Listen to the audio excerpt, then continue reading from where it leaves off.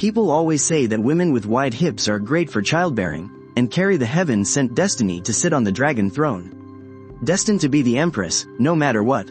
So, right before he went off to war, my father held my mother's hands tightly, instructing her word by word. You must have Nyan Nyan learn to dance.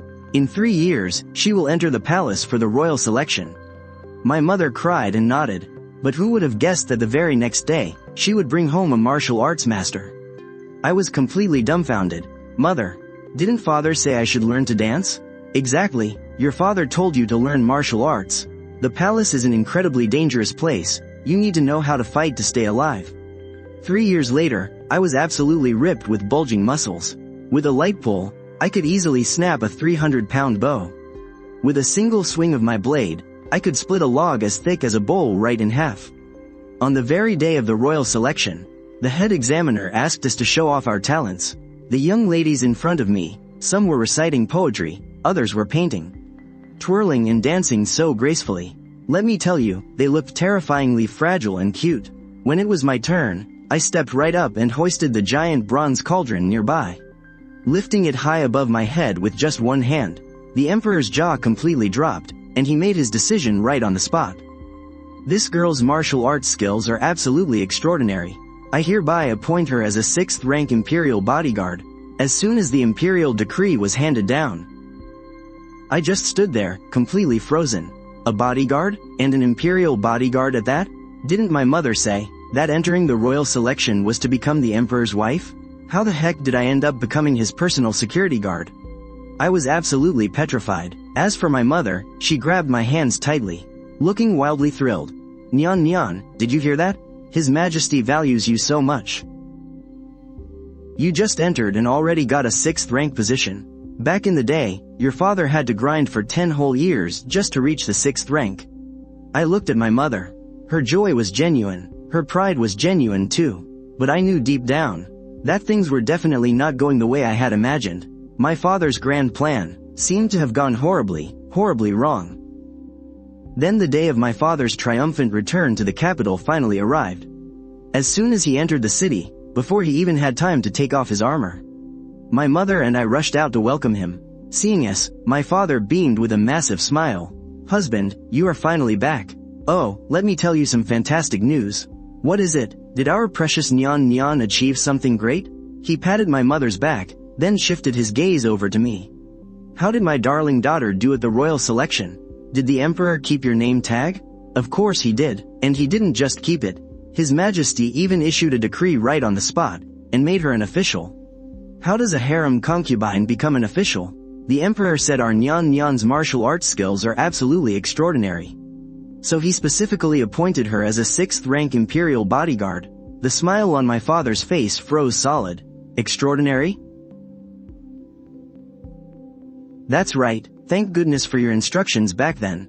I went out of my way to hire the absolute best martial arts master in the capital for her. Now, she can easily snap a 300-pound bow with just a light pull. Oh my god, what an absolute disaster. My father threw his head back and let out a furious, agonizing scream to the heavens. Overcome with extreme frustration, his eyes rolled back, and he just collapsed flat on the ground, completely unconscious. It wasn't until midnight that my father finally woke up in the manor. His face was deathly pale, and with a trembling finger, he pointed straight at me, standing right beside his bed in my full bodyguard uniform, shaking with absolute rage. You rebellious girl, I told you to enter the harem to become a royal consort and live a life of luxury.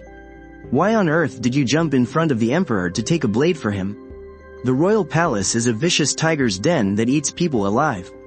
That Prime Minister Guy Vo Kuk is extremely sinister and cunning. You're just a young girl working as a royal guard. What if you get dragged into their power struggles and lose your life? Seeing my father about to pass out from pure anger again, I quickly patted my chest and confidently promised him, Father, please don't worry. I absolutely won't stick my nose into anyone's business in the palace. I will definitely keep my little life safe, and stay far, far away from that guy Vo Kuk. All those backstabbing schemes and power struggles in the palace, as long as they don't affect my salary. I'll just pretend I'm completely blind. I will just be a quiet nobody, minding my own business and collecting my monthly pay. I absolutely won't cause any trouble. My father stared at my face, which clearly only cared about making some cheap money. All the grand political schemes in his head completely shattered into pieces. In the end, all he could do was let out a long, heavy sigh. The very next day, I put on my Imperial Guard uniform, strapped on my blade, and officially clocked in for work. Outside the Tooth Hall, the Emperor of the Great Tin Dynasty, Tiukin then, was standing with his hands behind his back. Looking at my mighty stance as I stood guard, a deep flash of suspicion crossed his eyes.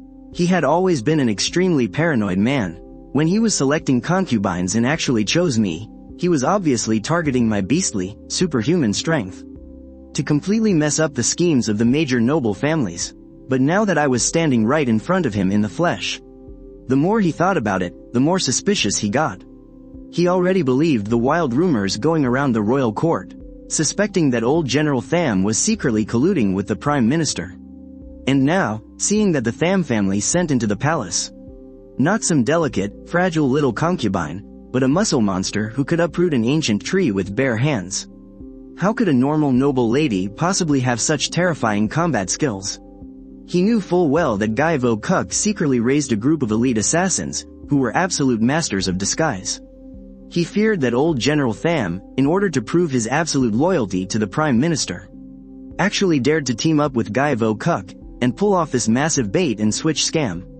The little brat standing right in front of him wasn't the legitimate daughter of the Tham family at all. She was the ultimate trump card assassin from the Prime Minister's estate, who had been openly and boldly planted right under the nose of an emperor like him. To expose my true identity, Tiukin then decided to pull a trick. He used the secret code from the Prime Minister's estate, personally throwing out a massive, irresistible bait. The freezing midnight wind howled fiercely. I was leaning against a carved dragon pillar, completely zoned out, doing the math on my monthly food budget, when a dark shadow suddenly crept over like a giant sewer rat. It was none other than Tiu Kanthan's most trusted eunuch, disguising himself as a secret contact from the Prime Minister's estate. With his face completely masked, he crawled right up to me. He immediately shoved a 50-tael solid gold ingot into my hands, then started winking at me like a crazy person. He flashed some complicated hand signs of the Prime Minister's estate, and stuck his butt out, posing exactly like he was hugging a massive watermelon. He pushed his voice down to a harsh whisper and chanted the secret code, the Prime Minister commands. The Heavenly King subdues the Earth Tiger. Hiding deep in the shadows, Tiukin then was glaring at me like a hawk. He had everything perfectly calculated. If I really was an elite assassin, I would reply with the matching code and accept the gold. But if I was a spy from another faction, I would instantly get defensive and draw my blade. However, I just kept my eyes glued to that shiny solid gold ingot. The imaginary calculator in my head was crunching numbers so fast it practically caught fire. Someone was literally handing me free money in the middle of the dead night. Without hesitating for even a single second, I shoved the gold ingot into my mouth and bit down hard, leaving a ridiculously deep set of teeth marks as my stamp of approval. Then, I turned to look at the masked guy. His eyelids were twitching violently as he stood there hugging that imaginary watermelon. And my eyes instantly lit up. Sneaking up to the Tooth Hall in the dead of night to bribe an Imperial Guard? This wasn't some random assassin. This was a free promotion literally walking right into my hands. So, I instantly backhanded him with a massive, earth-shattering slap. The poor eunuch didn't even have time to squeak out the rest of his sentence before the slap sent him spinning exactly 3.5 times in midair. His eyes rolled to the back of his head, and he totally blacked out, slamming onto the stone floor with a heavy thud. He was out cold, sleeping like an absolute baby. I just grabbed him by the back of his neck and lifted him up, light as a feather, exactly like picking up a little baby chick. Grinning from ear to ear, I dragged him into the Grand Hall, then dumped him at Xiao Jinshan's feet like a ripped sack of potatoes. Reporting to your majesty, I have an urgent matter. This guy's eyes were crossing and his mouth was twitching, just like he was having a seizure. He was even waving his arms around asking for a giant watermelon. He's definitely an assassin trying to bribe me. May I ask your majesty, regarding these 50 taels of silver evidence, could we bend the rules and count it toward my bonus for this month? Xiao Jinshan stared at the eunuch on the floor, whose face was swollen like a steamed bun, foaming at the mouth, and then looked back at my incredibly sincere face. He fell into a dead silence. Holy crap, what kind of scheming old fox? Would train an idiot who'd sell out his own contact just for 50 measly taels of silver? Just like that, I completely lucked out and breezed right through the first test. But this ended up pissing off Wei Wuji's mole planted inside the palace, the commander of the Imperial Guard, Zhao Shaoxin. Seeing me catch the Emperor's eye on my very first day on the job set off massive alarm bells in his head. He instantly decided he had to get rid of me, no matter what. At dusk, during the shift change, Zhao Shaoxin brought a bunch of his cronies to block my path. Well, Guard Shen, you're fresh off the boat, so you really need to be put through your paces a bit.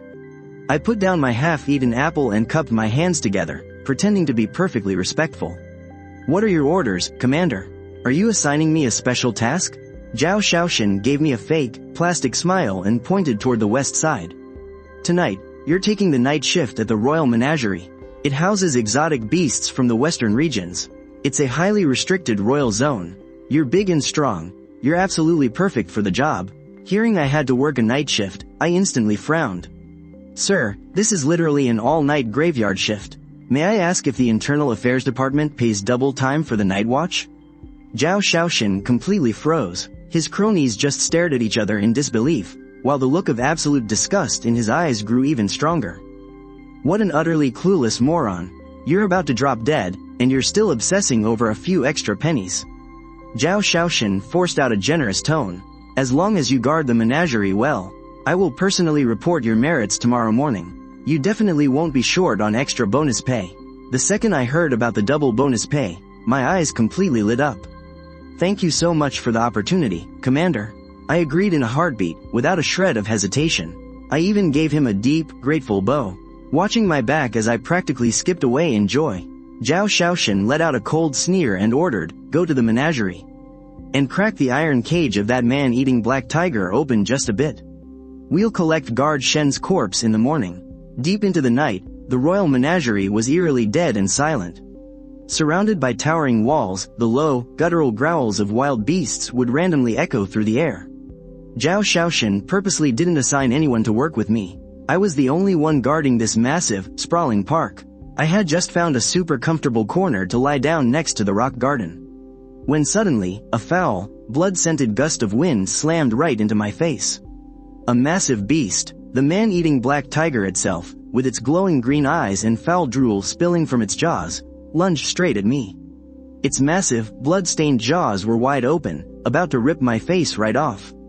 Suddenly, my old man's teachings flashed through my mind. Never go looking for trouble. And never take a life without reason. In an absolute panic, I blindly jammed my hand into my shirt and yanked out the rock-hard northern ration bread my mom had packed for me. This damn thing was so tough it could knock out a wild wolf. Taste my secret weapon, you beast. I channeled every last ounce of brute strength I had, and violently shoved that rock-hard block of black bread straight into the tiger's jaws.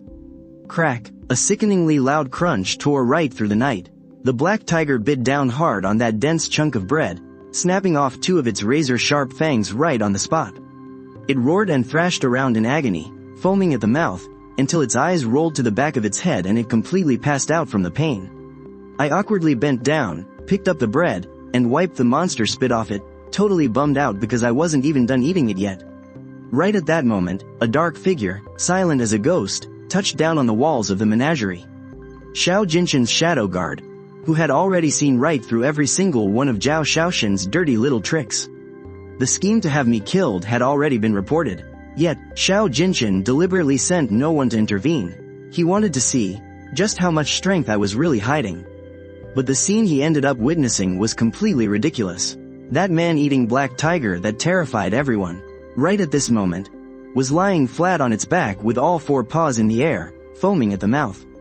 As for me, I was comfortably leaning right against the tiger's belly, hugging a giant half-eaten loaf of bread, sleeping like a log. Drooling from the corner of my mouth, I kept mumbling, "When payday comes, I've gotta buy 5 pounds of braised pork." Under the quiet moonlight, Xiao Jinshin's hand, which had been tightly gripping his sword hilt, slowly relaxed. Looking at my totally unguarded, ungraceful sleeping posture, he was absolutely certain that no cunning mastermind could ever train such a goofy monster who treats money like it's her own life. In this deep palace filled with deceit and endless scheming, my existence felt completely genuine and innocent. The corners of his lips unconsciously curled up. For the first time, he let out a helpless smile, yet his heart felt truly at peace. Whatever, since she is just a carefree, blunt blade, then I shall wield her myself. Early the next morning, I showed up for my shift, full of energy. When Zhao Shaoxin saw me completely unharmed without a single scratch, his face turned pale as a ghost. "Sir Commander, that black tiger must have eaten something bad last night. It got a stomachache and passed out. I didn't even use any force, so that doesn't count as breaking the rules, right?" Zhao Shaoxin's face twitched uncontrollably, completely too stunned to speak. Right at that moment, noble consort Wei sent someone with a message, saying she had just acquired an ancient painting from the previous dynasty. She invited the emperor over to admire it, and specifically called my name, ordering me to come over and grind ink for them. Xiao Jinshan slightly furrowed his brows. He knew perfectly well that this was an absolute trap aimed at both him and me. He was just about to send me somewhere else, when the eunuch suddenly added, "Her Highness ordered that whoever serves today will receive triple the bonus pay." The gears in my head immediately started spinning. I just have to stand there and grind ink, and I get triple my salary? Where else could I find such a sweet deal? My eyes instantly lit up. I gripped my sword hilt and dropped to one knee. "My lord, I volunteered to go. Serving Her Highness with brush and ink is my absolute duty." Xiao Jinshan was completely speechless at my money-grubbing face. The corner of his mouth twitched, and he helplessly waved his hand. Granted, over at the Frost Chrysanthemum Pavilion, a sweet floral scent lingered in the air. Noble consort Wei sat proudly in the main seat, her eyes full of malice. She waved her hand, signaling a maid to bring over a tray. On the tray was a stick of extreme cold frost ink, hard as solid iron. Right next to it was a cracked glazed jade inkstone, thin as a cicada's wing and extremely fragile. Noble consort Wei covered her mouth, letting out a mocking laugh as she ordered, "Guard Shen, start grinding the ink." This was clearly a deadly trap. The frost ink was incredibly hard. If I didn't use force, no ink would come out, which meant defying the emperor. But if I used too much force and shattered the jade inkstone, that was a death sentence. Noble consort Wei wanted to force the emperor to humble himself to save me. Honestly though, I just thought the palace supplies were absolute garbage. How could they freeze up solid as a rock like this? Under everyone's stunned gaze, I used 2 fingers and pinched the stick of frost ink. I just squeezed a little bit, and that frost ink, which was so tough that not even a sword could cut it, was instantly crushed into a fine powder.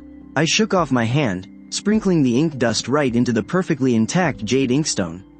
Then I casually grabbed a teapot, poured in a splash of water, stirred it up with my finger, and said, "Your Highness, the ink is ready."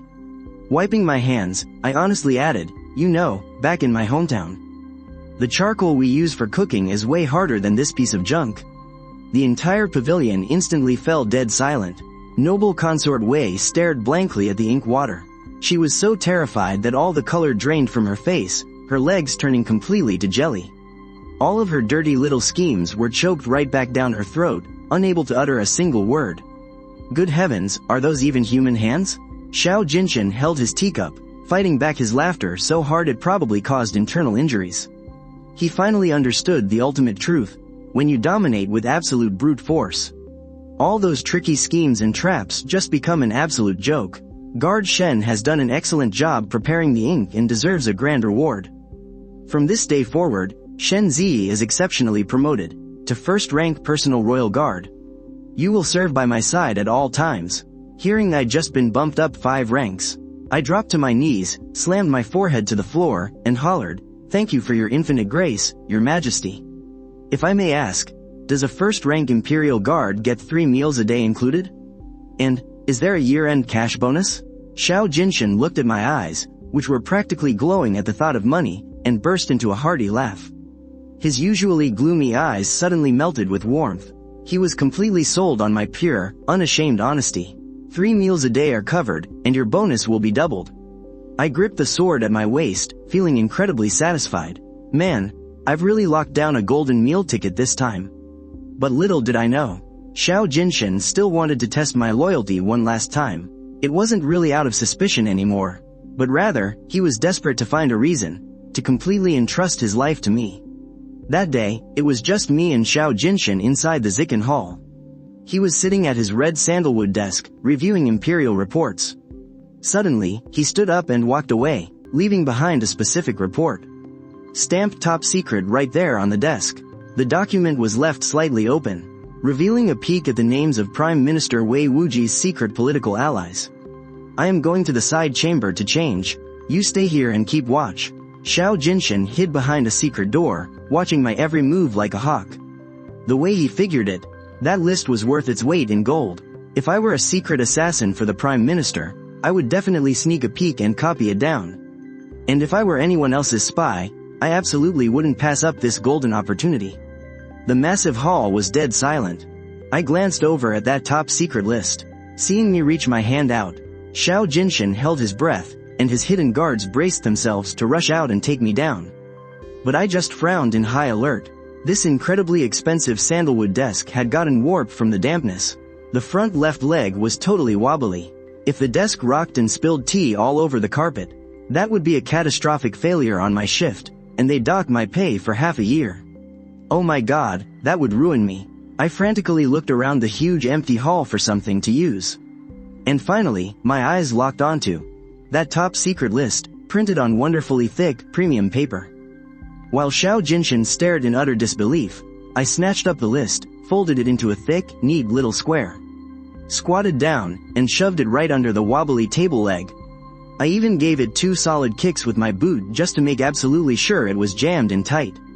The desk was now as solid as a rock. I let out a huge sigh of relief, dusted off my hands, and beamed with joy at the thought of keeping my bonus safe. Hidden behind the secret door, Xiao Jinshin felt like his entire worldview had just collapsed, staring at the corner of the list poking out from under the table leg. He came to a completely absurd, yet highly logical conclusion. There is no assassin in the world who would take a piece of intelligence that could overthrow an entire dynasty and use it to fix a wobbly table leg.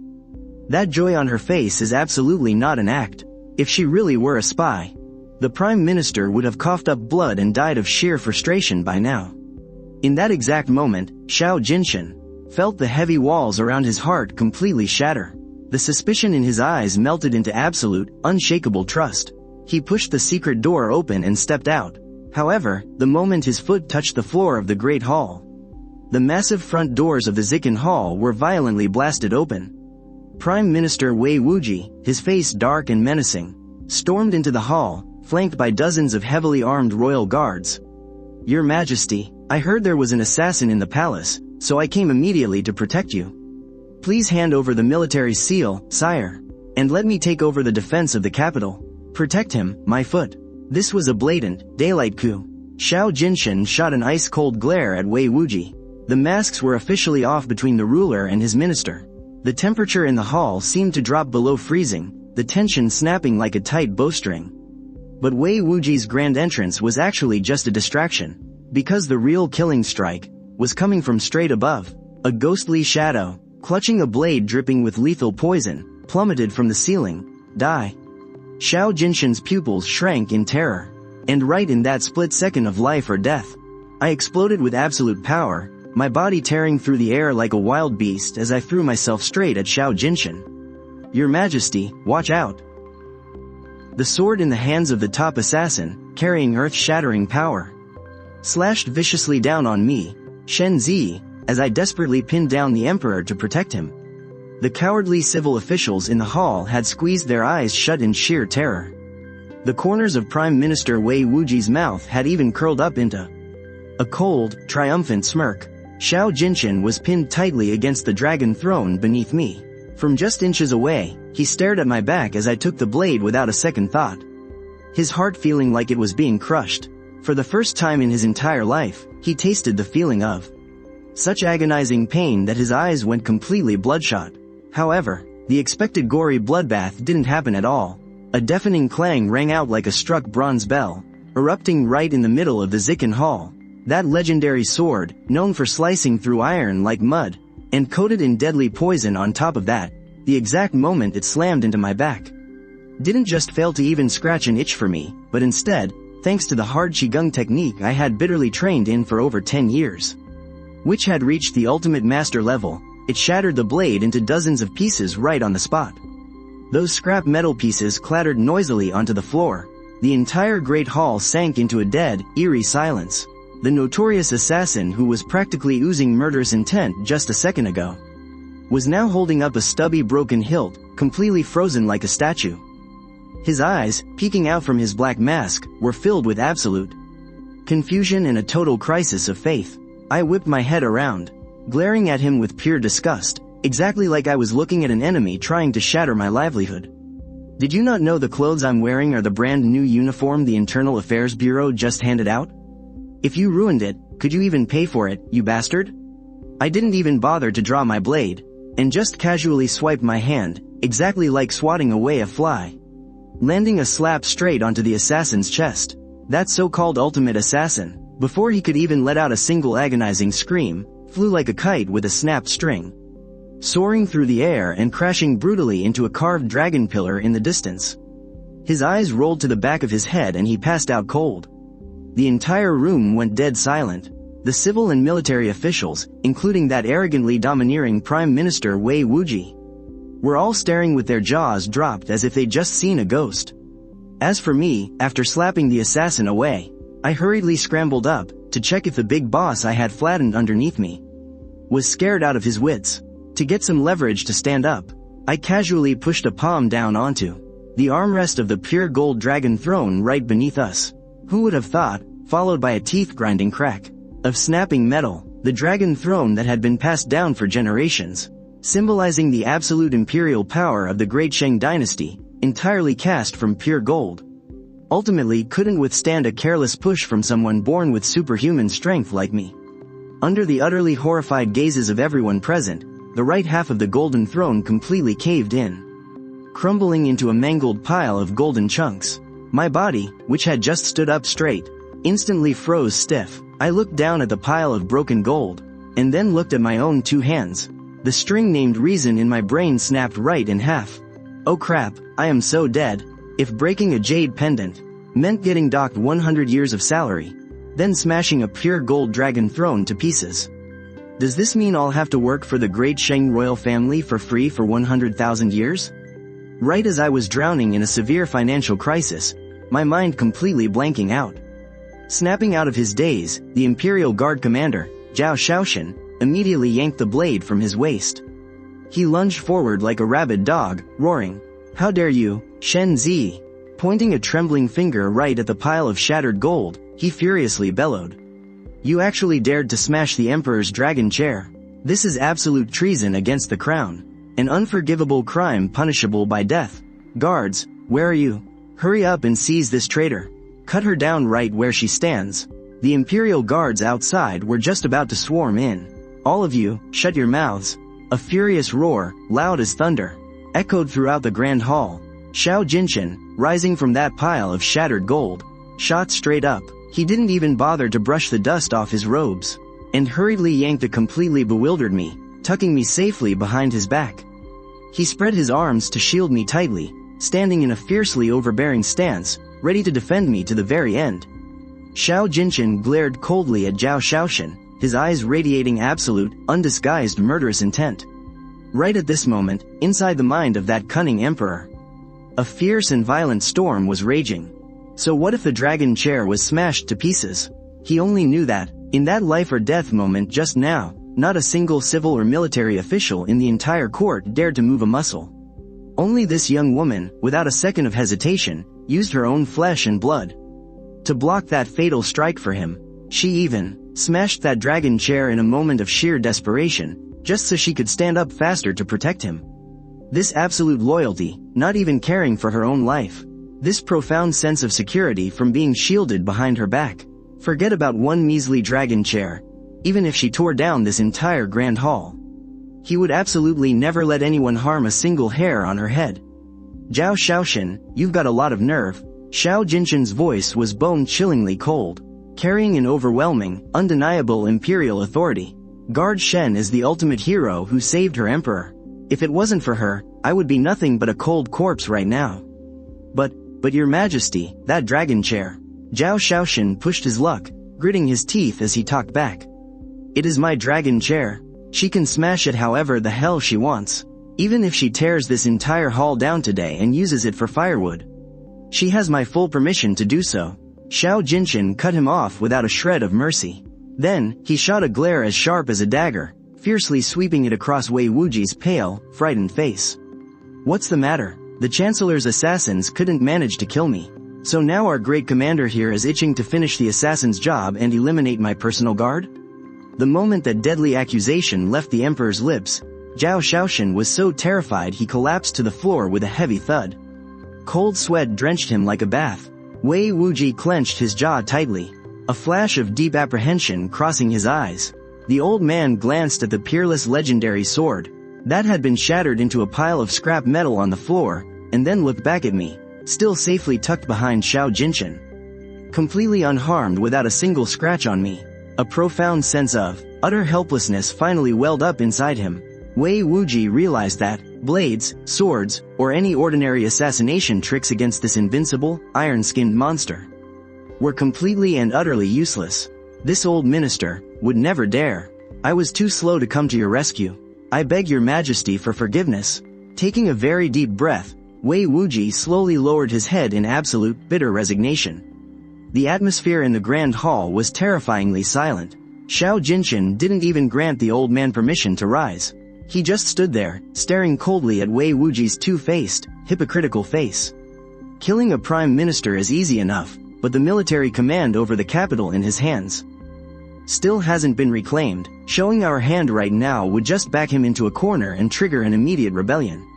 But Xiao Jinshin absolutely refuses to just take this lying down. He steps down from the jade stairs. The tip of his black boot grinds heavily into a broken sword on the floor. Delayed in coming to my rescue, were you? Then the Prime Minister's little trip here today is going to cost you quite a steep price. He points to the pile of pure, solid gold that used to be the throne, which I had just smashed into scrap metal right behind him. Damaging my imperial throne, Prime Minister, as the head of the civil and military officials, and the one in charge of the capital's defenses, you can hardly wash your hands of this. Xiao Jinshin's tone is incredibly soft, but every single word cuts like a knife. You are docked 3 years of salary. In addition to that, you will pull 100,000 taels of gold from your own private estate. And you will have this grand hall, along with my throne, restored to exactly how they were. Wei Wuji's head snaps up in sheer shock, his eyelids twitching uncontrollably. 100,000 taels of gold. Seriously, just stabbing the guy would hurt less. He must be coughing up blood in his mind right now. Your Majesty, how could I possibly? Does the Prime Minister not wish to share the burden of my worries? Xiao Jinshin's eyes turn ice cold. The broken blade beneath his boot screeches piercingly against the floor. Wei Wuji shoots a glance over at Shen Zi, the freak who had just crushed solid gold with her bare hands, and then he looks back at the totally wrecked battlefield on the ground. He forces down the metallic taste of blood rising in his throat, and slams his forehead hard against the blue stone tiles. This old subject obeys your decree. And just like that, an insanely tense, swords-drawn assassination and coup attempt was forced to end in the most anticlimactic way possible. The entire grand hall plunges back into a dead, heavy silence. As for me, the one who had been standing safely behind Xiao Jinshin's back this whole time, I am currently fighting like a maniac to hold back. A massive grin stretching from ear to ear. Wait, what did the boss man just say? He said it's his throne, and I can smash it however the heck I want. Oh my god, what kind of god-tier boss just descended from the heavens? What is this peak corporate culture? Not only is he not docking my pay, but he also publicly let me off the hook for a massive bill of damages. I stare at Xiao Jinshin's back, which, while not incredibly broad, suddenly looks impossibly huge and majestic in this very moment. And my eyes start tearing up. This isn't just the patron who signs my paychecks. This man is literally my second parent. From this day forward, if anyone dares to make this glorious boss of mine even gasp for air, I will bury their entire family tree 6 feet under. Shen Zi. Having dealt with the mess, Xiao Jinshin turns around, with a deeply affectionate look in his eyes. He gazes softly, right at me. Your subordinate is here, sir. I instantly snap to attention, shouting so loud and clear that my voice practically blasts a hole straight through the grand hall's roof. Xiao Jinshan looks at my fiercely energetic, fired-up posture, and, completely mistaking it for the adrenaline rush of narrowly escaping death, he lets out a soft, unconscious chuckle. "You have done well in protecting me. You shall be heavily rewarded." My eyes absolutely light up. I hastily clasp my hands in a salute, my back standing completely straight. "This subordinate is willing to charge through fire and boiling water for you, boss. And die 10,000 deaths without hesitation. As long as you don't dock my pay, I am totally down for anything." Our eyes lock in midair. One of them has a gaze brimming with deep emotion. She really is absolutely, undeniably loyal to me. The other's eyes are practically sparkling with pure greed. This boss is loaded. I swear on my life to follow him forever. It was a total cross-wired communication, two people on completely different wavelengths, and yet, somehow, they achieved a god-tier level of harmony, right there in the middle of the ruined Zikin Hall. As for the events that went down in Zikin Hall that day, that absolute joke of an assassination attempt came and went, and Prime Minister Wei Wuji ended up completely, utterly depressed. Locking himself in his study at the estate, Wei Wuji just stared blankly at his peerless, legendary sword that had been snapped into multiple pieces, racking his brains forever but still unable to figure it out. He spent his entire life scheming and playing dirty tricks, but even if he racked his brain, he still couldn't wrap his head around it. How on earth there could be a guy made of literal iron, so insanely tough that he snapped a legendary sword in half? An open attack is easy to dodge, but a stab in the back is hard to block. A vicious glint flashed across Wei Wuji's eyes. Since pure physical force couldn't send that freak to his maker, he had no choice but to resort to the filthy, underhanded tricks of the inner palace. That very night, he dispatched a secret letter to noble consort Wei inside the palace. He ordered her to use exotic Western poisons and hidden traps, demanding that she pull out this thorn in his side at all costs. Late the next afternoon, noble consort Wei's head eunuch crept up outside Zikin Hall with a totally fake, plastered-on smile. "Guard Shen, you did an incredible job protecting His Majesty yesterday. So our noble consort has specially prepared something for you over at the Frost Chrysanthemum Pavilion. Some top-tier West Lake Longjing tea. She wants to personally pour you a cup. She's even got 100 taels of gold ready, just as a little reward to calm your nerves." 100 taels of gold? I was just dozing off against a pillar. But the second I heard that, my eyes instantly lit up like a starving wolf. I just have to drink a cup of tea, and I get 100 taels of gold? Wow, these palace ladies really are just a bunch of rich, clueless living saints. Lead the way, man. I'll go pay my respects to Her Highness right now. I strapped my heavy iron broadsword to my waist, striking a majestic and imposing pose, and eagerly rushed straight toward my payday. Over at the Frost Chrysanthemum Pavilion, sheer silk curtains fluttered gently in the breeze. Noble consort Wei was sitting elegantly at a stone table. As soon as she saw me swaggering in, a cold, absolutely ruthless glint flashed through her eyes. Sitting on the stone table was a delicate porcelain teacup, as thin as a cicada's wing. And the stuff inside that cup? It was Qinji poison, an exotic Western venom that instantly kills the moment it touches blood. If even a single drop touched you, it wouldn't matter if you were a massive elephant. You'd melt into a puddle of blood in the blink of an eye. Guard Shen, you've worked so hard protecting His Majesty. I have specially prepared this fine cup of tea just for you. Noble consort Wei picked up the poisoned teacup and handed it over with a sickeningly fake smile. Meanwhile, the only thing on my mind was that 100 taels of gold. Completely caught off guard, I just reached out and grabbed that fragile little porcelain cup. But, the very second my fingertips clamped down on the rim of the cup. Holy crap, this thing was way too thin.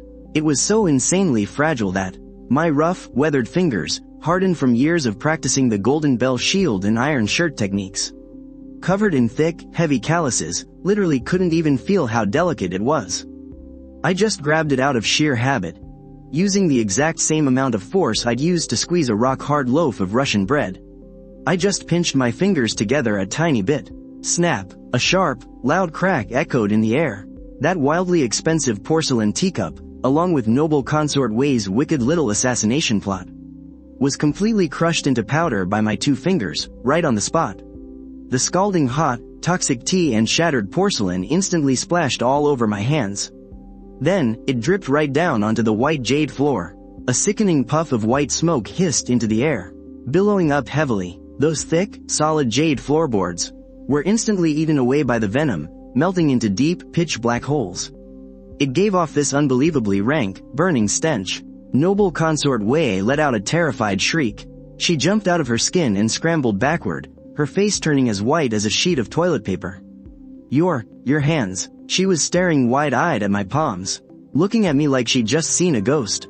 I nonchalantly shook the poison and broken shards off my hand, and glanced down at my palm. There wasn't even a tiny red mark on my skin. I furrowed my brow in annoyance. I've been hardcore training my physical chi techniques for over a decade. My body has long been immune to blades and totally invincible to all poisons. This pathetic little puddle of venom couldn't even blister the dead skin on my calluses. But right now, I was absolutely furious. Your Highness, my face darkened, my voice dripping with the pure outrage of a corporate slave who just got scammed on the job. If you didn't want to hand over that 100 taels of gold, you should have just said so. Why pull this stunt with a dirt-cheap cup that's worse quality than a stage prop? Just to frame me? If those shards from earlier had flown into my eyes, would that count as a workplace injury? Is human resources going to cover my medical bills? Consort Wei's lips were trembling uncontrollably, her brain completely short-circuiting. That was the Qinji poison, potent enough to dissolve human bones. Not only did this little brat walk away without a scratch, but she's actually demanding workers' comp. I wasn't framing you. Consort Wei choked down her sheer terror, desperate to complete the do-or-die mission her father had entrusted to her. She shakily got to her feet and pointed toward the back of the pavilion, where a narrow pebble path lay. Shen. Guard Shen, the tea is spilled, let's just forget about it. In the storehouse over in the back garden, I've already prepared the gold I promised to reward you with. You may go over there and fetch it yourself. That pebble path might have looked completely normal, but underneath, it was rigged with an incredibly complex series of refined steel traps. Just one wrong step, and even an absolute martial arts master would be turned into a pincushion by tens of thousands of steel needles shooting up from the ground. The second I heard my gold was right ahead, I completely stopped giving a damn about the busted cup. Thank you so much, Your Highness. I belted out at the top of my lungs, then sprinted forward with massive strides, stomping right onto that pebble path. But only 2 steps in, I realized something was off.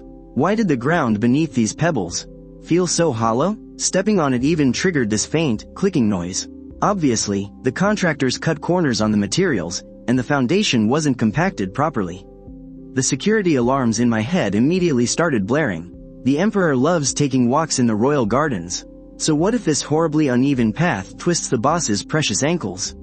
If the boss twists an ankle, his royal health is compromised, which means a royal guard like me gets slapped with a severe dereliction of duty. That means my entire performance bonus gets wiped out completely. And I could even face getting fired.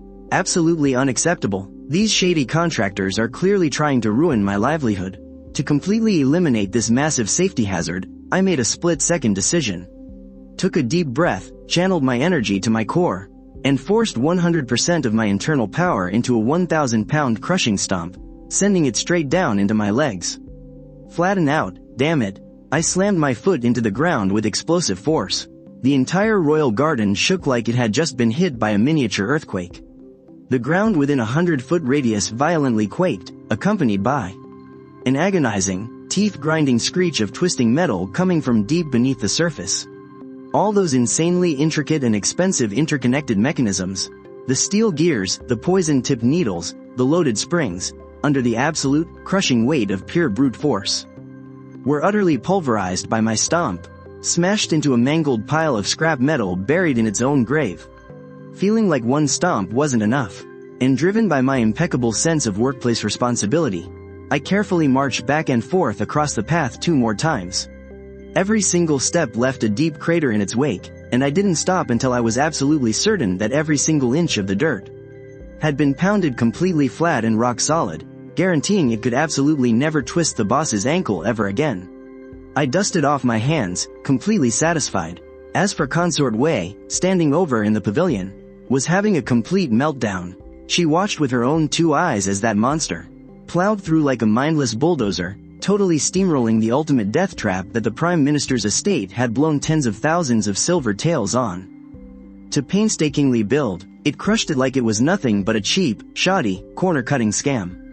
Stomping it completely flat, step by step, the mechanical traps didn't even have time to fire a single needle.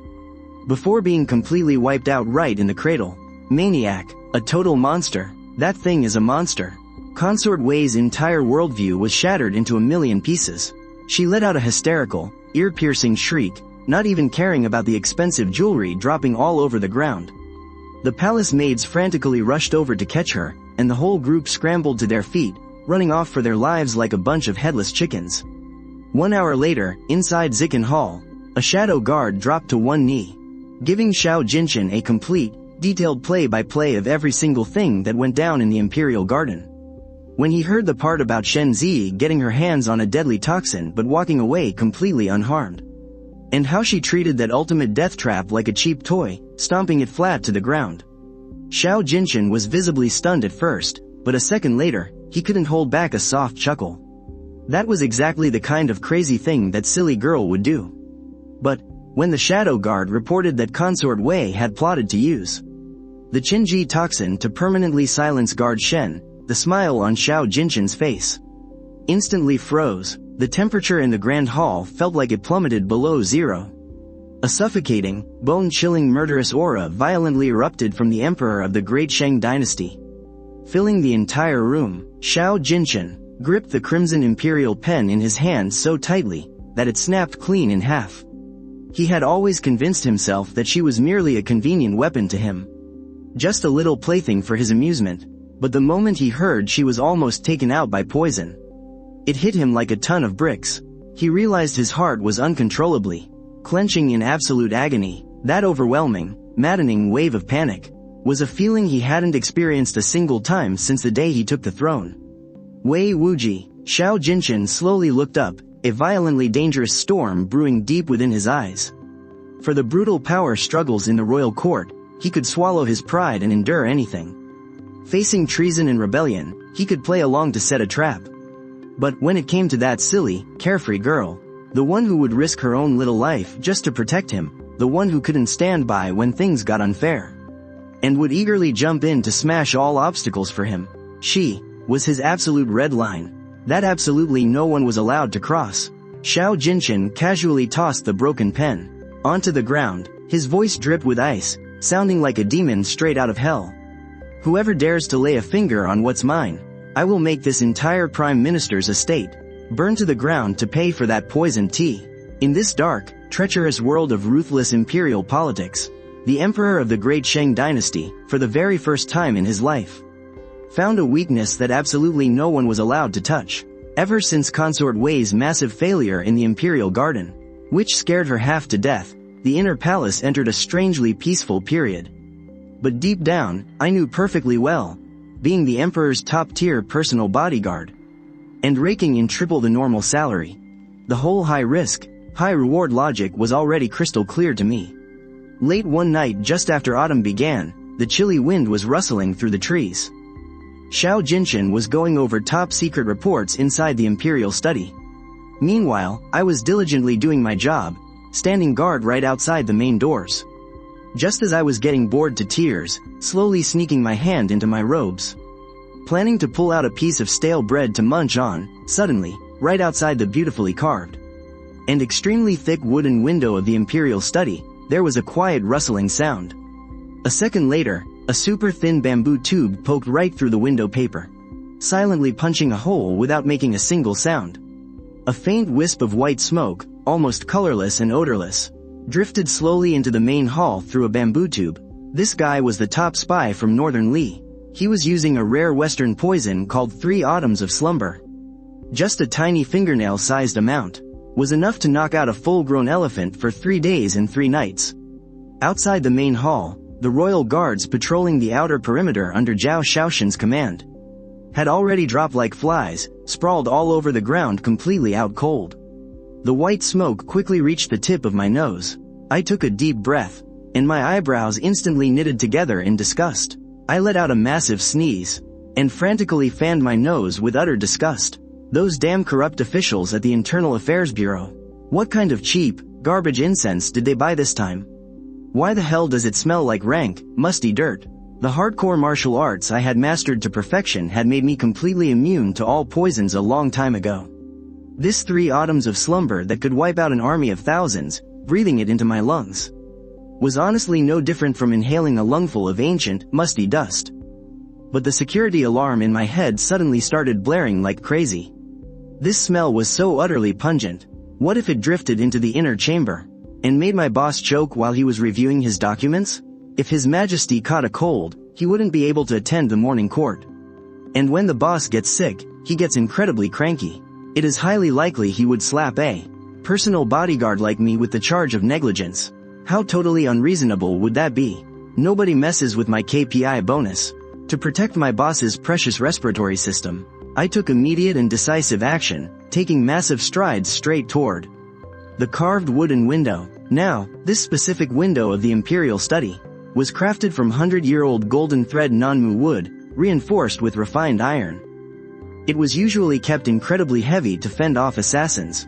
Every single time it was opened or closed, it took the combined strength of 8 burly young eunuchs just to push it. But calling people over was way too much of a hassle, so I just reached out one hand, hooked my fingers onto the edge of the frame, channeled my energy, and casually shoved it outward with all my might. Accompanied by a screeching, ear-piercing friction of wood and metal, that massive window, which supposedly needed 8 people to move, was brutally and violently flung wide open by just my single hand. Even the window hinges let out a miserable, agonizing screech from the overload. The crisp mid-autumn wind rushed fiercely inside, completely blowing away that musty knockout gas in the chamber. I clapped my hands in satisfaction. Now, isn't that much more breathable? However, my savage window-shoving maneuver totally caught the guy clinging like a gecko on the wall right outside, eagerly waiting for his knockout gas to kick in, so he could sneak in and steal the Great Sheng border defense map. Yeah, that supposedly badass top spy of Northern Li. And scared the absolute living daylights out of him. The spy froze completely stiff, just dangling there on the wall. He slowly looked up, locking eyes with my perfectly clear but incredibly annoyed glare. The spy was utterly dumbfounded. He looked down, at the bamboo tube still puffing smoke in his hand, and then back at my perfectly rosy complexion, showing absolutely zero signs of being poisoned. His brain seemed to completely short-circuit. Why aren't you unconscious? It is the middle of the freaking night. Why are you crawling around my boss's window? Just to set off a moldy little smoke bomb, huh? I glared fiercely at his incredibly ill-fitting ninja suit. I knew it right away.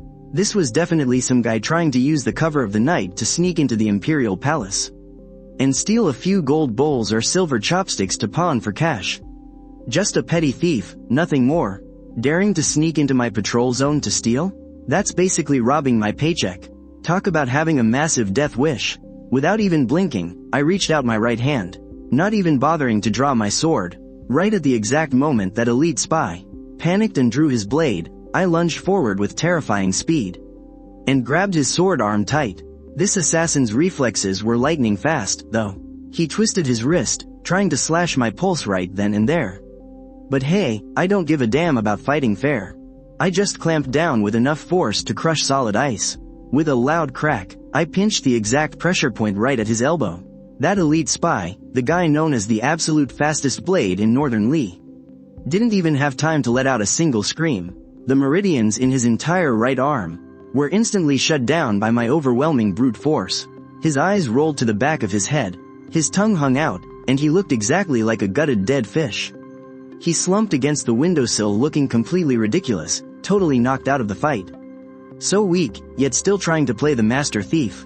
Disgusted, I picked him up by the scruff of his neck like a little chicken, dragged him straight into the main hall, and tossed him onto the floor with a loud thud. But who would have thought that toss would knock a secret message tube, stamped with the Prime Minister's seal, right out of his shirt, rolling across the floor. Just then, the doors to the inner chamber creaked open. Tiukin then had heard the commotion. He hurried out, a robe draped loosely over his shoulders. One glance was all it took for him to spot the elite spy foaming at the mouth on the floor, along with the message tube bearing the Prime Minister's seal. He bent down and picked it up. Just one look at it, and a massive storm seemed to brew in the depths of his dark eyes.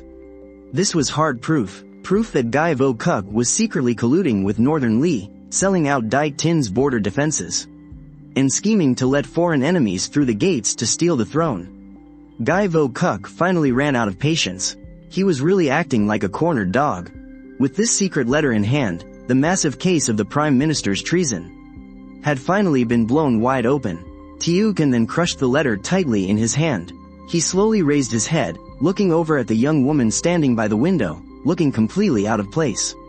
The one who was still fussing over whether the window hinges had been damaged in the scuffle.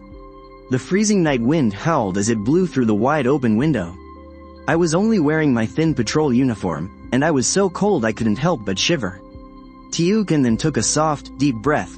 Here in this bone-chilling palace, where assassinations and ruthless schemes lurked around every corner, only she stood like an unbreakable iron tower, firmly shielding him from every single danger in his path. Without a second thought, he naturally took off his incredibly precious royal cloak, still lingering with his signature ambergris scent, and slowly walked over to me. As I stared at him in confusion, the Emperor of Dai Tin slightly bowed his head, and personally, gently draped that massive cloak right over my shoulders. He was so gentle, he even carefully tied the silk ribbons at the collar for me. The night air is freezing. Tiukanthan's voice was deep, a little hoarse, and carried an overwhelming, lingering tenderness that maybe even he didn't realize. Those eyes, usually as cold and still as the deep abyss, were now glowing under the full moon, and completely filled with my reflection. Next time you're on night duty, make sure you wear something warmer. If you fall ill, he hesitated. His voice was so incredibly gentle, as if he were afraid of shattering the very night itself. It would truly break my heart. This was the very first time in this emperor's life that he stripped away all his scheming and defenses to reveal such absolute tenderness. The atmosphere between us right now was thick with unbelievable romantic tension. As for me, entirely swallowed up by his massive cloak, feeling this unbelievably expensive fabric and its incredible warmth, my heart just started pounding totally out of control. I ducked my head a little, looking at Xiao Jinshin who was standing right in front of me, and my mind just completely exploded. Oh my god, the boss actually put his own coat on me, and the material of this cloak is probably worth more than 10 years of my salary combined. Not only does he pay well and waive property damages, but now, he's even handing out top-tier winter gear as an employee benefit. He even personally told his subordinate not to catch a cold. I was so moved I could practically cry. Where else in the world could you find such a god-tier boss who cares this much about his staff? I whipped my head up with sheer enthusiasm, meeting Xiao Jinshin's deeply passionate gaze. My eyes as fiercely determined as someone taking an oath, and with all the breath in my lungs, I hollered. Your Majesty's grace is boundless. Your subordinate swears absolute loyalty unto death. I will never, ever quit this job. I will absolutely dedicate my life to you until I breathe my very last. Under the moonlight, the deeply romantic mood, full of tender love that Xiao Jinshin had just carefully built up, was completely shattered by the ear-piercing declaration of loyalty from his dense employee, me. He squeezed his eyes shut in sheer helplessness, but he couldn't stop the corners of his mouth from curling up into a huge smile. Finally, he let out a soft chuckle, a laugh filled with absolute indulgence. He naturally reached out and patted my head. All right then I grant you permission to work for me for the rest of your life. The grandest event of the great Sheng royal family, the autumn hunt at the Western Mountain, proceeded exactly as scheduled. By all accounts, this was supposed to be a joyous day to display our nation's might, a time for the emperor and his subjects to celebrate together. And yet, Chancellor Wei Wuji was sitting arrogantly on the high platform, his sinister eyes completely glued to me, the emperor's first-rank personal guard. It honestly looked like he wanted to burn a hole straight through my uniform. The commander of the Imperial Guards, Zhao Shaoshan, caught the Chancellor's signaling glare, and once again leapt out to cause trouble. Your Majesty, Guard Shen possesses natural godlike strength, so having him by your side is, of course, perfectly fine. However, for this hunting trip, Prince Tuoba Yao of Northern Li is also in attendance. If our great Sheng's Imperial Guard can't even ride a horse properly, I'm afraid it would completely disgrace our nation. Finishing his words, Zhao Shaoshan clapped his hands. Several Imperial guards struggled to drag out a horse that was pitch black from head to tail. With eyes as red as blood, that beast was incredibly violent. Its hind legs were kicking the ground like crazy, and even a few muscular guards could barely hold it back anymore. This horse is named Night Shadow. It's a wild horse king captured from the far west. It has a seriously wild temper. Zhao Shaoxin sneered, turning to glare at me. Since Guard Shen has taken on the heavy duty of protecting His Majesty, you simply must show off your skills a little. After you, this horse had obviously been drugged with some kind of stimulant, making it prone to total madness. The absolute second I climbed onto its back, it would buck like crazy to throw me off, or maybe even plunge straight down a cliff. And the moment I fell off that horse, Wei Wuji could slap me with the crime of disgracing the emperor, using the excuse of poor martial arts to strip my rank right in broad daylight. Looking at this black horse thrashing around like a maniac, the first thought that crossed my mind wasn't the danger. It was that a horse this magnificent had to be worth at least 3,000 taels of silver. If I accidentally kicked it to death, or let it run away, would my boss, Tiu Kan, then think I was terrible at my job? What if he docks my bonus for this month? I absolutely cannot damage my master's property.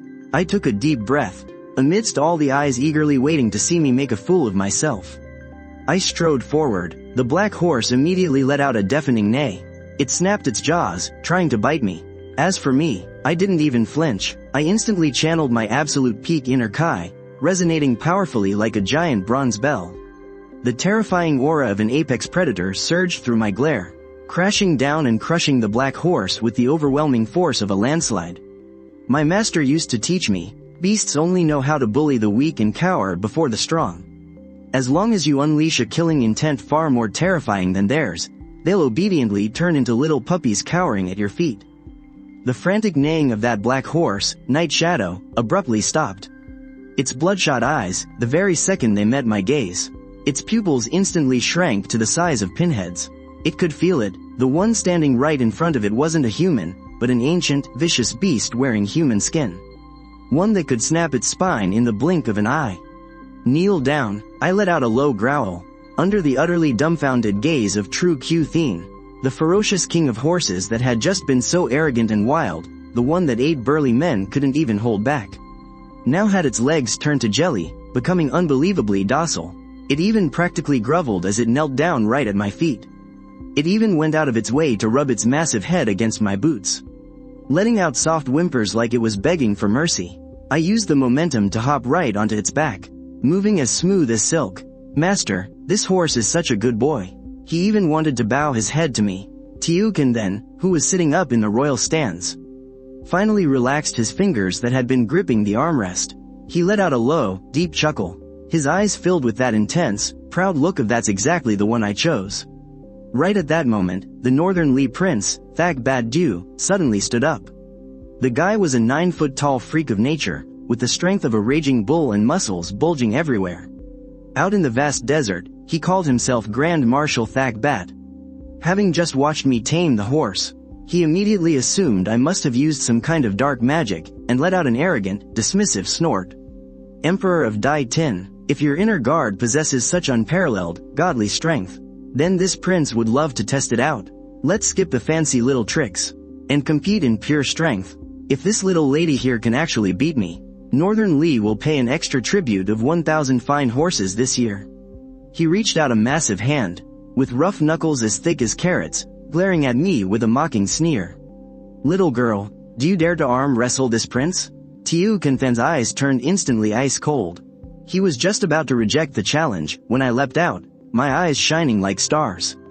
1,000 horses? My brain immediately started doing the math, converting that into pure silver. 1,000 top-tier horses. That had to be worth at least hundreds of thousands of silver taels. If I won this, my master's treasury would be absolutely overflowing. And my year-end bonus would be fully guaranteed. Your Highness, bring it on.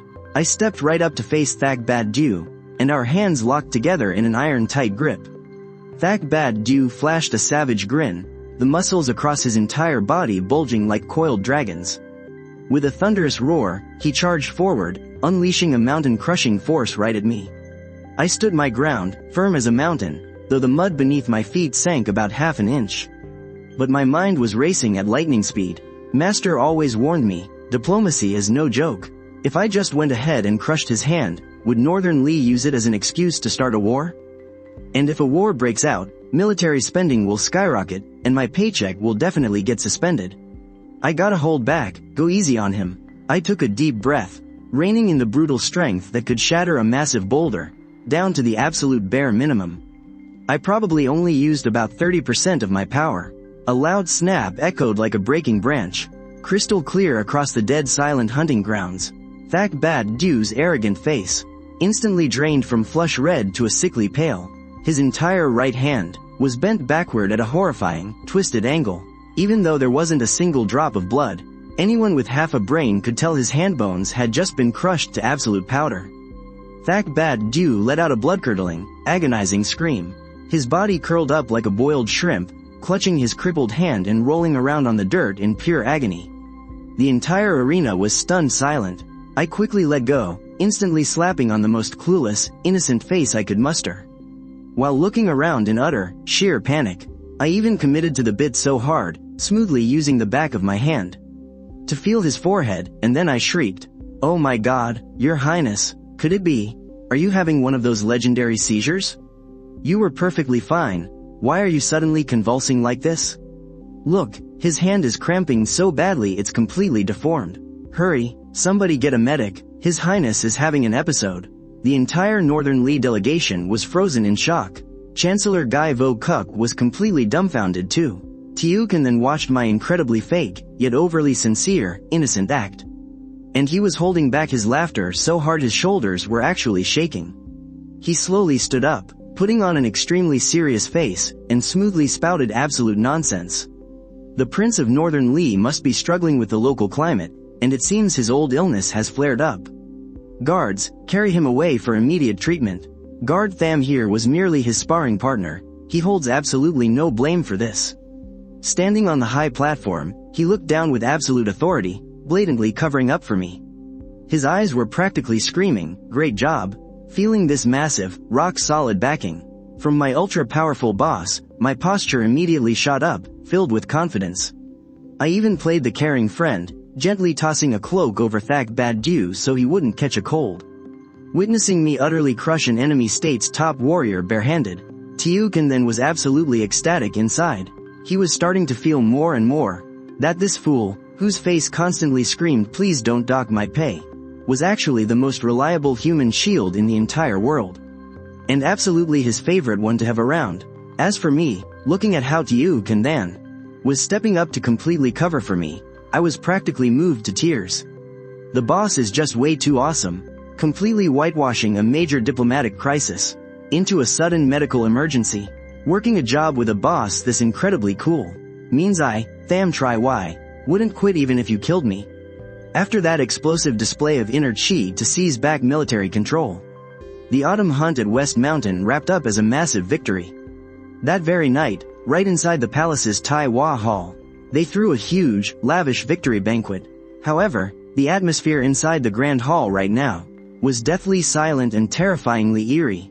I mean, considering we had just crippled the Northern Lee Prince that morning, who was supposed to be a major external ally. Because of that, Chancellor Guy Vo Kuk, who was sitting at the banquet table, had a face so bitterly dark you could practically wring water from it. He just kept glaring absolute daggers at me, the guy standing right next to the throne. I was just sitting there, bored out of my mind, nibbling on this sweet pastry His Majesty gave me. That old bastard's eyes were swirling with the pure, desperate madness of a dead man walking. If I cannot destroy you with brute force, then I will use the deadliest poison known to mankind to send both you and your precious emperor straight to hell. Looking half drunk, Wei Wuji suddenly shot up from his seat. He respectfully raised a cup of tribute wine from the western regions with both hands, the liquid inside as crystal clear as spring water. His footsteps were steady as he walked right up to the jade steps. "Your Majesty had a magnificent victory at the autumn hunt today, so your loyal servant wishes to offer this cup of 100-year-old snow lotus wine, to toast to your Majesty's eternal health and vitality. May our great Sheng dynasty enjoy 10,000 generations of peace." Xiao Jinshin's eyes instantly turned freezing cold. This old fox usually looked like he wanted to eat him alive, so why the hell would he suddenly be so kind as to offer a toast? That cup was definitely spiked with lethal poison. One sip and he would drop dead on the spot. Xiao Jinshin was just about to find an excuse to just knock the damn cup over, when I, who was standing right next to him, had my brain's maximum security radar instantly go off, blaring ear-piercing alarm bells. That old bastard is smiling way too creepily. He definitely laced that wine with rat poison. He is trying to poison the emperor who signs my paychecks. If the boss drops dead, who the hell am I going to collect my triple salary from this month? If the Great Sheng Corporation goes bankrupt and restructures, where else am I gonna find a sweet gig like this? With free room and board, an absolute ironclad job? Messing with someone's money is basically like murdering their parents. There is absolutely no way I'm letting that drink touch my boss's lips. I didn't even give Xiao Jinshin a single fraction of a second to react. I leapt off those jade steps like I was flying, charging down with the ferocious momentum of a tiger off a mountain, and snatched that poisoned cup right out of Wei Wuji's hands. Beautifully spoken, Lord Chancellor, but according to the security protocols of our Great Sheng's Internal Affairs Department, anything that goes into the master's mouth must be taste tested for poison by a subordinate first.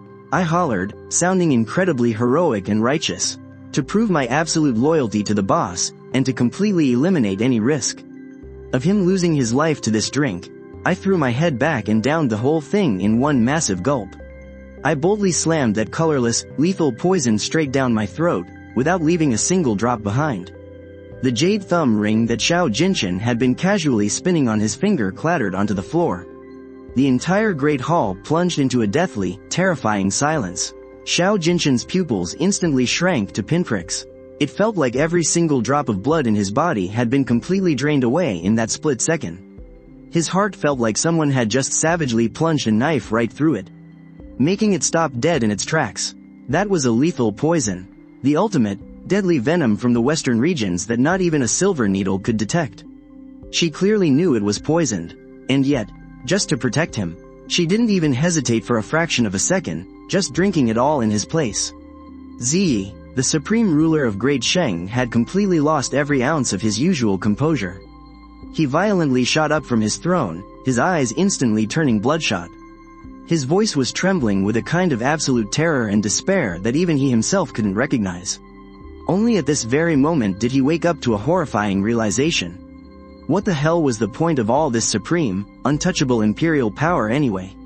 Without this money-obsessed lil fool, the only person who was always ready to throw her own life on the line for him, what was even the point of keeping this empire of 10,000 miles? Meanwhile, right at this moment, the eyes of every single person in the Great Hall were glued directly to me. The corners of Wei Wuji's mouth had already curled up into a twisted, absolutely psychotic smirk. He was just eagerly waiting to watch me die a gruesome death. However, 1 second, 2 seconds, and then 10 whole seconds ticked by. I was still standing right there, completely fine. I was a bit puzzled, smacking my lips. Wow, this wine packs a serious punch. Burns the throat a little. But the truth is, the moment that deadly poison from the western regions seeped into my internal organs, the immensely powerful inner energy that I'd been cultivating for over 10 years, acted just like a shark smelling blood, rushing in to swallow up all those toxins in the blink of an eye. My body is so ridiculously overpowered that it turned this world-class lethal poison into a super tonic pill, instantly converting it into incredibly pure inner energy. A scorching, violent surge of heat exploded right in my core. I felt exactly like a leather balloon pumped up to the bursting point. My whole body running burning hot and restless, with a few drops of sweat even beading on the tip of my nose. This isn't good, I'm way too stuffed, I need to burp to let the gas out. I cracked my stiff neck, then took a really deep breath, parting my lips slightly, to maintain my image, as the cold, badass top-ranking royal guard in front of all the officials. I tried with all my might to suppress that completely classless burp, turning it into a gentle, elegant sigh, but damn it all, that very same gentle sigh, combined with the violent surge of inner energy that had nowhere else to vent inside my body. The moment I exhaled, it transformed into a shockwave so terrifying it was actually visible to the naked eye. With me at the epicenter, it shot straight like an arrow right toward the banquet tables of Chancellor Wei Wuji's faction. With earth-shattering power, It swept away everything in its path, completely defying all laws of physics. Wherever the shockwave passed, Wei Wuji and his cronies, all the precious crystal glasses, and the white jade pitchers on their tables, in just a split second, were hit by this overpowered blast of energy and shattered to pieces, turning into nothing but a pile of sparkling crystal dust. Wine splattered everywhere, dust filled the air. The Chancellor's entire crew was sent flying and tumbling backwards, their hair an absolute mess. Every single one of them slumped on the floor, their faces completely drained of color like they'd just seen a ghost. I stared at the shattered glasses on the ground, and took a sharp breath. My brain went into overdrive, flashing a giant, blazing warning sign. Oh, I am so dead. I overdosed on the power boost, lost control of my energy, and smashed all this high-end royal tableware. How many years of my salary are they gonna deduct to pay for this? I was panicking hard, keeping my head completely down, not daring to make eye contact with the big boss sitting on the throne. Meanwhile, Xiao Jinshan up on his throne, seeing that I was not only alive and kicking, but had also managed to completely flip the Chancellor's table with a single sigh. The despair in his eyes instantly vanished, replaced by overwhelming joy. And right after that joy gave way to an explosive, fiery rage. Wei Wuji actually had the sheer nerve, right in front of his face, to try and poison the very person he cared about most. Xiao Jinshan finally ripped off his mask of patience. He slammed his fist onto the dragon desk, taking full advantage of the sheer shock value from my little crystal-shattering stunt earlier, and let out a furious, thunderous roar. A sign from the heavens. The wrath of the gods. Wei Wuji, you dared to serve poisoned wine, provoking the absolute fury of heaven and earth, to the point that the heavens themselves struck down with an invisible divine force to shatter the cups of you treacherous, rebellious scum. What excuses do you have left to save yourselves? Wei Wuji was completely frozen in shock. The old man stared at the piles of crystal dust on the floor, and then stared blankly at me, looking all rosy and radiant, even sneaking a tiny burp just now. His entire reality completely crumbled. What kind of absolute freak is this guy? She drank the deadliest poison known to man, yet not only did she survive, she even unleashed her true Kai. She completely shattered all of their dishes.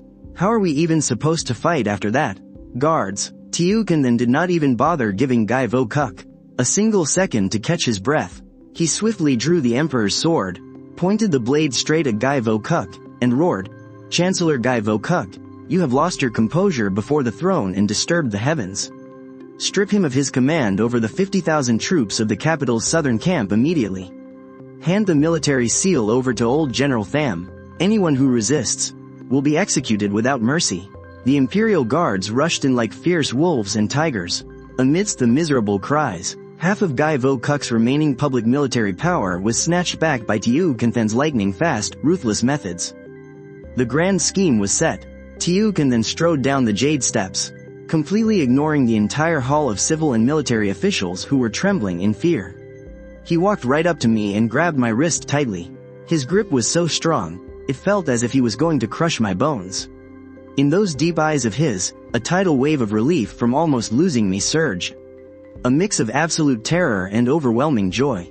His voice was still trembling slightly, gritting his teeth, yet deeply loving to the bone. "From now on, without my permission, you are not allowed to drink anything in my place. Do you hear me?" I looked at my boss, seeing how much he seemed to care about his employees' well-being, and a truly warm feeling suddenly welled up inside me.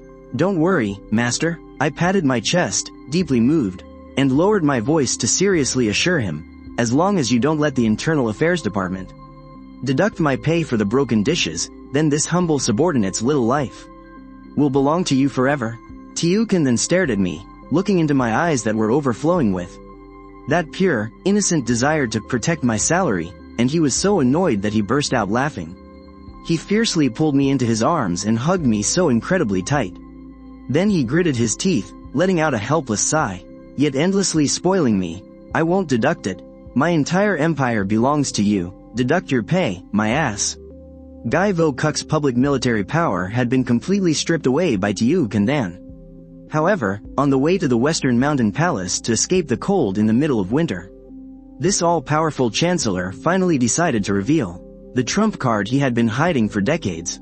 If I can't win in the royal court, then I'll flip the damn table. Late at night, the sky outside the Western Mountain Palace was ablaze with fire.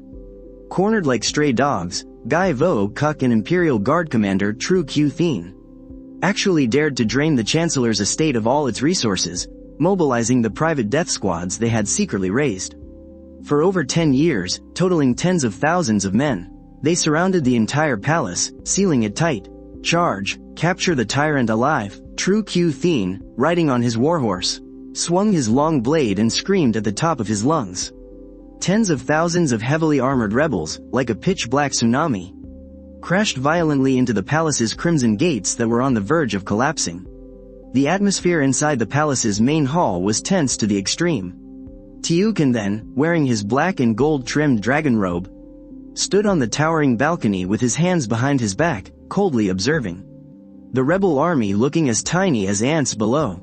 He had already sent a secret letter to old General Tham, and reinforcements would arrive by dawn. But the problem was, could the meager few hundred palace guards hold out through this endlessly long night? Right in the middle of this desperate, hanging by a thread moment, from the tiny kitchen in the palace's side hall, a completely agonizing scream suddenly rang out. An absolutely furious roar, my midnight snaack. Let's rewind the clock to about 15 minutes ago.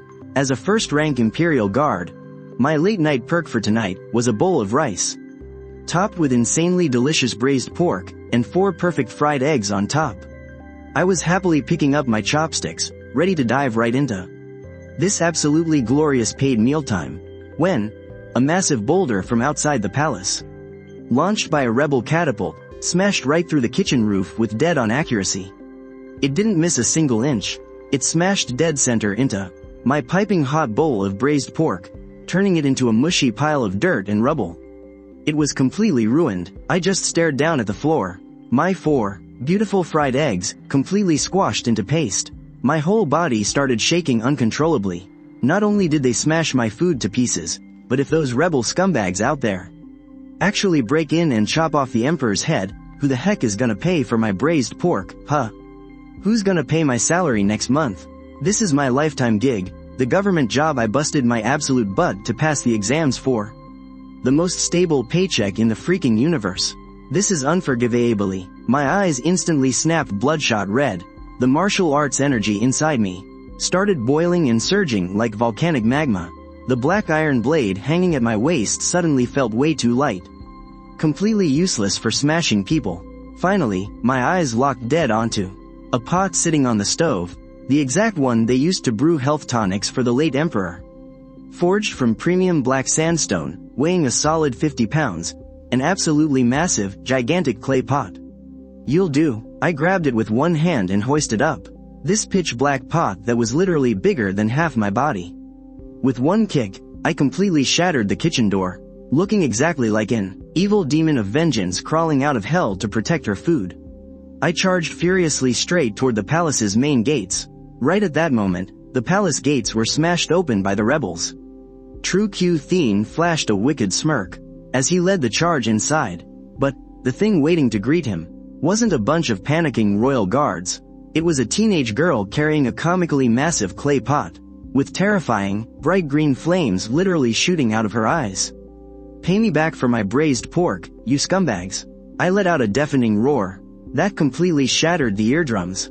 The solid bluestone floor beneath my feet exploded into pieces. My entire body blurred into a terrifying black shadow, charging like a rabid bull straight into the enemy's 10,000-man formation. My left arm was wildly swinging that 50-pound pot around, smashing it back and forth, knocking guys away like I was swatting flies. Any rebel unlucky enough to get clipped by the bottom of my pot had their body and their weapons completely crushed like they were hit by an angry rhino, launching them a good 30 feet into the air. They went flying in every direction, tracing these beautiful, perfect arcs through the sky, before their eyes rolled back, and they dropped cold to the ground, foaming at the mouth. If any punk was fast enough to dodge it, my right hand would shoot out like lightning, striking their pressure points and completely paralyzing their nerves. Entire squads of rebels were dropping like freshly harvested wheat. They were violently twitching on the ground, completely flattened. They couldn't even hold their weapons anymore. just rolling around and screaming their heads off. I was tearing through an army of 10,000 men like I was taking a walk in the park. Everywhere I went, my giant clay pot swept the field totally clean, clearing out a massive, empty path right through their ranks. What the heck is going on? Zhao Shaoxin stared at the elite death squad he had painstakingly trained with his own 2 hands. Getting swatted away by a medicine pot like they were cloves of garlic being smashed. With his eyes bulging so wide they were about to pop out of their sockets, he was so pissed he could cough up blood. He clamped his legs tight around his horse's belly, hoisted his refined steel broadsword, and unleashed a vicious, roaring slash right at my face. Shen Zi, go to hell. You're gonna pay with your life for my fried egg. Looking at this ringleader who started all this mess, the fury in my gut boiled over the top. I didn't even bother dodging. I channeled explosive core strength into my waist and abdomen, pouring every single drop of my earth-shattering, 1,000-pound divine power straight into both my arms. Take flight, you bastard. I savagely snatched up that massive clay pot weighing dozens of pounds, hurling it with the brute force of a freaking cannonball. Smashing it dead center into Zhao Shaoxin as he lunged at me in midair. The clay pot tore through the night wind, letting out a blood-curdling screech. The second Zhao Shaoxin's steel blade struck the bottom of the pot, the blade instantly shattered into a million pieces. What followed was a deafening whack, a sickening, hollow thud that would make your teeth ache just hearing it. The pot didn't lose a single ounce of its momentum. It kept flying in a ridiculously smooth, laser-accurate arc, and slammed right into Zhao Shaoxin's forehead. The guy didn't even have time to let out a single squeak. His body went stiff as a board, catching this brutal clay pot headshot straight to the dome, launching him right off his horse and sending him tumbling across the dirt for a good dozen rolls. He passed out in total peace. As for that incredibly high-quality clay pot, it bounced hard twice on the ground, and mind-blowingly enough, didn't have a single crack on it. The supreme commander of the Grand Army simply logged out by a freaking pot in less than a second. Dead silence crashed over the battlefield. Tens of thousands of rebel soldiers stood with their swords frozen in the air, staring blankly at the girl standing amidst a massive pile of knocked-out bodies, who was still mourning the loss of her dinner. Those guys were shaking so hard their knees were knocking together, dropping their weapons with loud clangs all over the dirt. At the exact same time, standing on the high slope outside the palace, Prime Minister Wei Wuji, the mastermind behind this whole siege, watched this absolutely surreal, ridiculous spectacle unfold with his own eyes. His wrinkled, old face started twitching violently. He looked at his invincible death squad, the elite force he had drained his fortune and half his life's blood to train, getting absolutely steamrolled by a total meathead using pure physical damage, sweeping them away like taking out the trash. Wei Wuji's eyes practically popped out of his skull as he frantically tore at his own hair. His entire worldview completely shattered. I calculated the astrological signs. I even calculated the exact amount of the Emperor's grain rations. Wei Wuji pointed a trembling finger toward the center of the battlefield, pointing straight at that charred black clay pot, screaming the most agonizing shriek from the very depths of his soul. But what kind of damned military manual teaches you how to counter a freaking medicine pot? All his dirty tricks and scheming, when faced with absolute, unfiltered brute strength, suddenly turned into a pathetic joke. Wei Wuji looked up at the sky and let out a manic, tragic laugh, his eyes rolling into the back of his head. The old man had actually lost his mind. Meanwhile, up on the towering high platform, the mighty ruler of the great Shang dynasty, Emperor Xiao Jinshan, stood facing the freezing night wind, looking down with a majestic gaze. He stared intently at the person, who had turned into an absolute menace, plowing through thousands of troops completely surrounded, beating people to a pulp with a cooking pot in hand. Deep down in his eyes, there wasn't a single shred of fear. Everyone else's empress in this world would be tucked away deep in the palace, acting as the elegant, gentle mother of the nation. But his woman, Xiao Jinshan's woman, was down there, single-handedly crushing a massive rebellion with pure brawn. She was just too damn cool. It honestly gave a man the ultimate sense of absolute security. She was, without a doubt, the perfect puzzle piece to his life. The corners of Xiao Jinshan's mouth.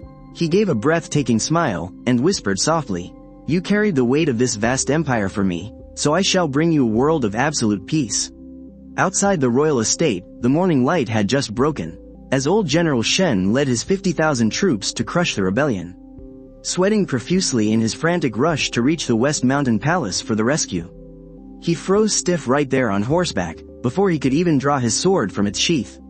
The tragic scene of rivers of blood, and the emperor in mortal danger that he had pictured in his head, simply did not exist. In the massive courtyard of the palace, tens of thousands of rebel soldiers were lying scattered all over the ground, looking incredibly peaceful. Some were clutching their arms, others were holding their twitching legs, completely lacking the strength to even groan. And right in the dead center of the battlefield, his precious daughter, who supposedly did not have the strength to even tie up a chicken.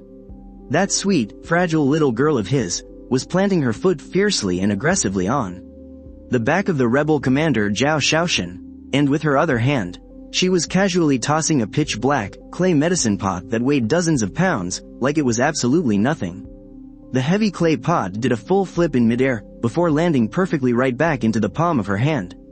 Old General Shen sat frozen on his horse, staring blankly at that gigantic pot. And then he looked over at the guy nearby who had been scared completely out of his mind. Which was Prime Minister Wei Wuji, who was now squatting on the ground, babbling nonsense while counting ants. Old General Shen took a deep breath, suddenly feeling the entire world spinning violently around him. He clutched his chest, panting heavily as he muttered, "My sweet, gentle, fragile little girl. How on earth did she turn into a freaking T-Rex?" The old general's eyes rolled right to the back of his head, and his stiff body just tumbled right off his horse. 3 days later, the victorious army returned to the royal court. The treacherous prime minister's faction was completely uprooted, and the great Sheng court was finally purged of all its corruption. Inside the Hall of Supreme Harmony, Emperor Xiao Jinchen sat upright on his throne, radiating absolute, supreme majesty. He gazed at the person standing at the very front of the military officials, who, having just received her hefty cash reward for crushing the rebellion, was grinning so hard she couldn't even shut her mouth. It was Shen Ziyi. His eyes were overflowing with pure indulgence and absolute affection for her. Shen Ziyi has rendered extraordinary service by crushing the rebellion and saving my life.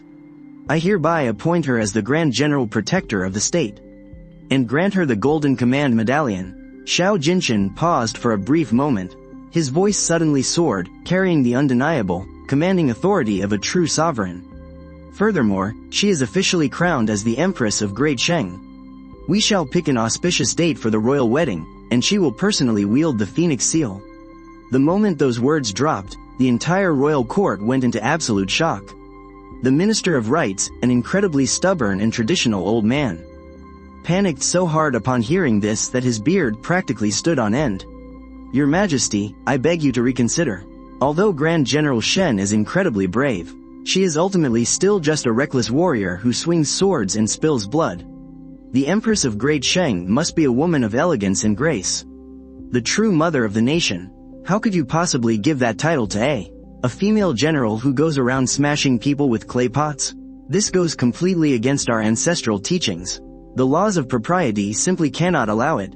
With a loud thud, the Minister of Rights threw himself to the floor, fully prepared to pull the classic "if you dare crown her" routine. "Then I will smash my head against this dragon pillar and die right here." Yet, Xiao Jinchen wasn't the least bit angry. He simply leaned back lazily onto his throne, his fingers tapping rhythmically on the armrest. And then he casually dropped a single sentence. "Lord Minister, you actually make a fair point. Since you clearly do not agree." Xiao Jinchen pointed directly at the person standing nearby, the girl who was using just 2 fingers, in the most effortless way possible, to casually crush a few walnuts for a snack.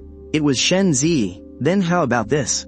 Why don't you go over and arm wrestle General Shen? If you win, I'll listen to you. But if you lose, then you will obediently go right back, flip through the almanac, and pick out a beautiful wedding day for me. How does that sound?" The entire Hall of Supreme Harmony went dead silent. The Minister of Rights trembled as he followed the Emperor's pointing finger. All he saw was Shen Ziyi crushing a rock-hard wild walnut in my hand into a fine powder, and then putting on an incredibly friendly expression, beaming a radiant smile right at him. The scrawny neck of the Minister of Rights suddenly shrank back. He gulped down his saliva with intense difficulty, his knees planted firmly on the ground, swiveled his body around with butter-smooth precision, and slammed his head down with a loud thud right in front of Xiao Jinchen. declaring loudly, like he had turned into a completely different person, "Your Majesty is infinitely wise. General Shen is blessed with god-like strength. She protects our nation. She is truly the one and only choice to be the mother of the world. This old minister will go back and check the Imperial Almanac right this instant. I genuinely believe, the 8th of next month is the perfect auspicious day." Only then did Xiao Jinshan smile in satisfaction. In the freezing, snow-fluttering middle of the 12th lunar month, the great Shang dynasty welcomed the most extravagant and magnificent royal wedding in its history. 10 miles of red dowry, with joyous celebrations across the land.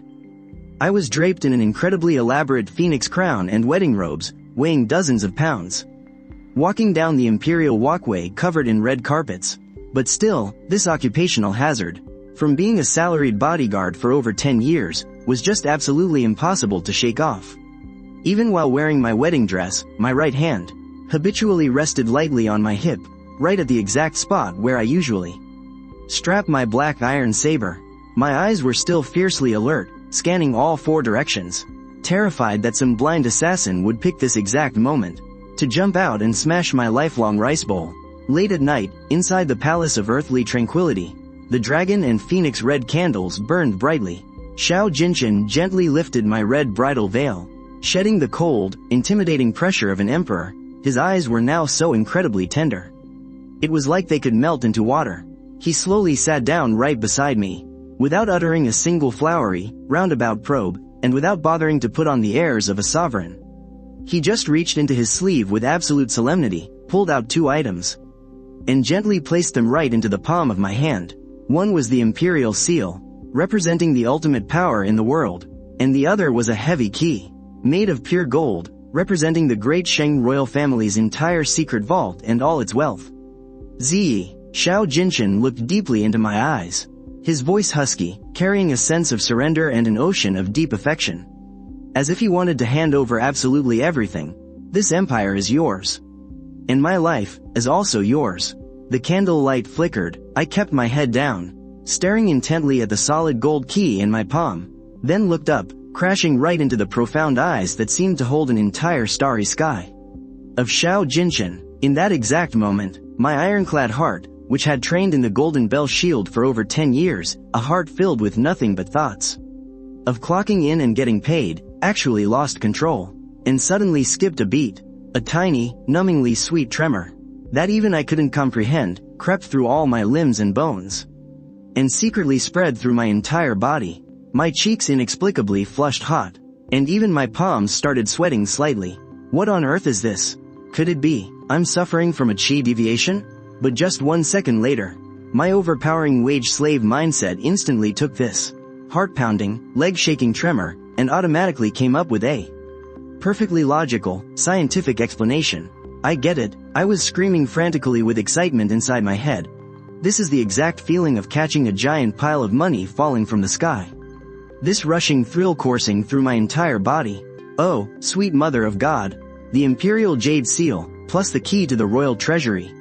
How is this any different from me directly holding the controlling shares of the Dai Tin Corporation, becoming the ultimate financial controller of the company, and its largest shareholder? From now on, no more gate guarding or night patrols.